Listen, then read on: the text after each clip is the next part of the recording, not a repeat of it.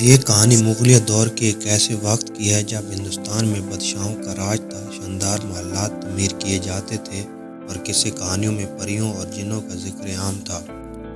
دہلی کے شاہی محل میں ایک راز چھپا تھا جو صدیوں سے پردے میں ہی تھا۔ بادشاہ سلیم شاہ ایک نہایت نیک دل مگر سخت گیر حکمران تھے۔ وہ انصاف میں مشہور تھا، مگر اس کے محل میں ایک ایسا کمرہ تھا جسے رازدار کمرہ کہا جاتا تھا۔ محل کے کسی بھی فرد کو اس کمرے میں داخل ہونے کی اجازت نہ تھی، حتیٰ کہ ملکہ کو بھی نہیں۔ صرف بادشاہ خود اس کمرے میں جاتا اور گھنٹوں تک وہیں رہتا۔ لوگوں کے دلوں میں طرح طرح کے سوالات جنم لینے لگے۔ شہزادہ ظہیر بادشاہ کا بیٹا نوجوان اور بہادر تھا۔ اسے ہر چیز کی حقیقت جاننے کا جنون تھا، مگر اس نے رازدار کمرے کی حقیقت جاننے کی کوشش کی تو اسے سختی سے منع کر دیا گیا، مگر اس کا دل بے چین رہا۔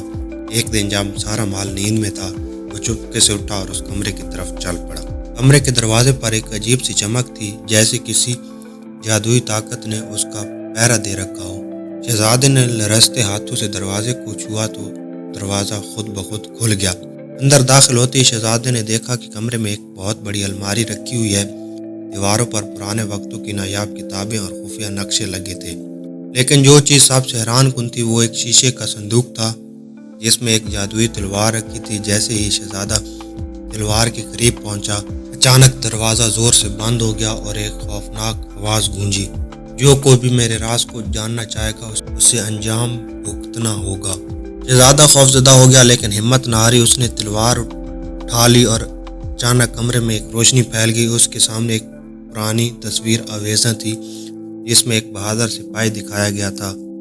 نیچے ایک تحریر لکھی تھی، یہ تلوار جس کے ہاتھ میں آئے گی وہ ہندوستان کا سب سے عظیم حکمران بنے گا، لیکن اگر نیت خراب ہوئی تو سب کچھ تباہ ہو جائے گا۔